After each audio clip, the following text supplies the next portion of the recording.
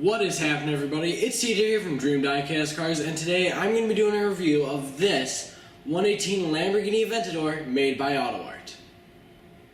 Now, real quick, before we get into this review, I just want to say a couple things. First off, if you didn't see last week's video, I definitely suggest that you click right here to check it out, because it was me showing you guys around the new Bugatti Veyron Super Sports made by AUTOart. So that was a really awesome video, just looked great. It was a beautiful diecast car, so I definitely think that you guys should check that video out.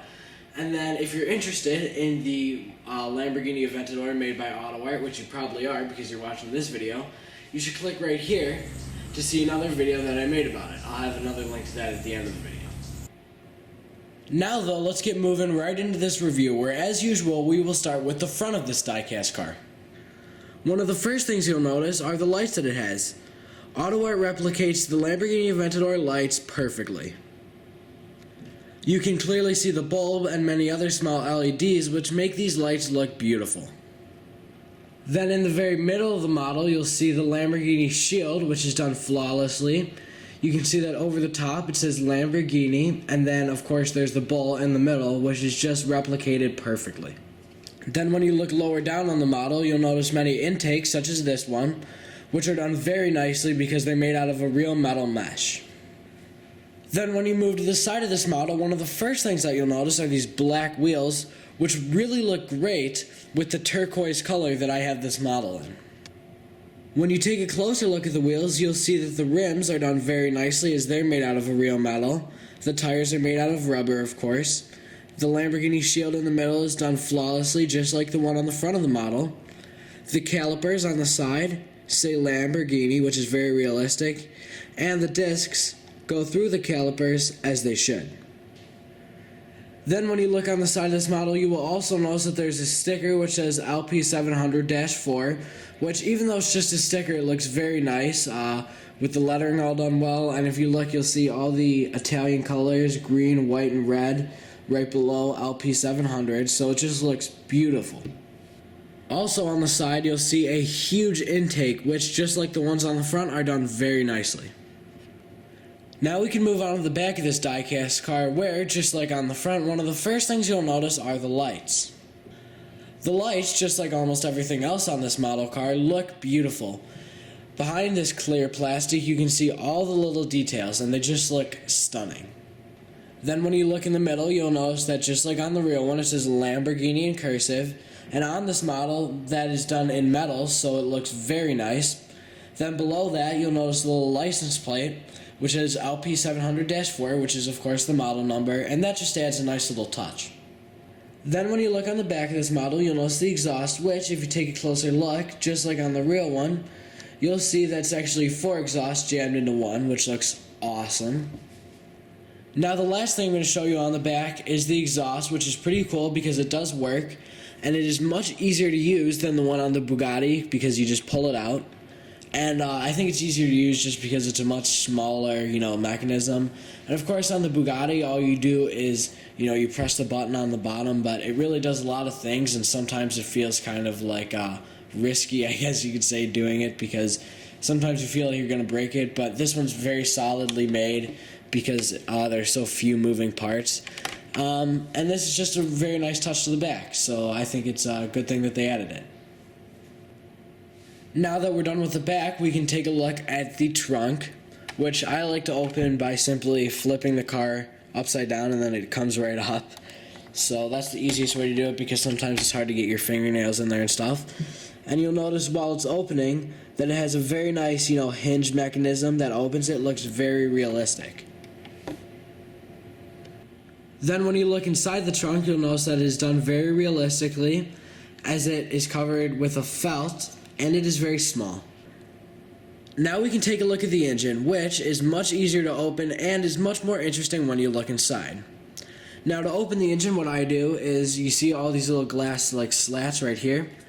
What I do is I simply stick my finger inside one of them, and then you can just pull up like so. Now the only problem with the engine cover, and this is one of the few complaints I actually have about this model, is this. It does not stay up very well. Even when you work with it a lot, you can kind of get it to stay up like that, but it's very low down, and just does not look very good or work very well. When someone, or in my case something, is holding up the engine cover though, you do get to see that the engine looks very nice. The engine features many small details which make it look outstanding, and then when you look at the engine block, you'll see that there's a lot of writing on it. For example, it says Lamborghini and it says V12 in the middle. And it also features a lot of carbon fiber, so that looks really cool too. One thing that I really like that this engine has, which is kind of funny because it's so small and it's hard to see on camera, is that you can see so many little details through this mesh right here. The mesh looks beautifully done, and when you look through it, you can just see so many more details that are like hidden but done so well by AUTOart. Just looks beautiful. You can also see some suspension if you look really hard. Alright, so now with all that stuff out of the way, we can move along onto the interior. And of course, to see the interior, you have to open the doors. And doing that is actually pretty cool. So you see this door handle right here.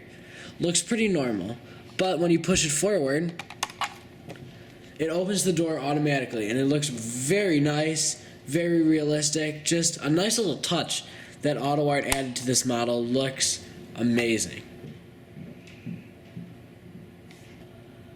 The doors are a nice touch, but nowhere near as nice as this beautiful interior. You can see the steering wheel right here, which is just sculpted perfectly. All the dials are done beautifully. Everything looks outstanding. The center console in the middle looks great with many little buttons. You can see the screen on there. It has the starter button. It looks perfect. You can also see that in front of the passenger seat it says Lamborghini, which looks cool. And all the little stitchings are done very well. You'll also notice, and I know that this is hard to see, but the interior features felt, which is pretty standard on a model of this caliber. The seats are done well, and even the seatbelts look very nice. They're a nice touch with the little material that they're made out of. Looks very nice. Now, I'm sure it didn't come as a surprise to any of you that this model is a very nice model car. However, I hope that this video really helped you realize how nice this model actually is. So now, let's move on to the ratings. Now, before the ratings, I should tell you guys the price because that is certainly a factor in the ratings, well, at least one of them. You can find this model for retail $205 to $220 based on whatever color you get. If you get one of the more plain colors, that'll cost you $205. However, if you get a cool one like this one, I mean, they're all nice, but I love this color, this will run you $220 retail.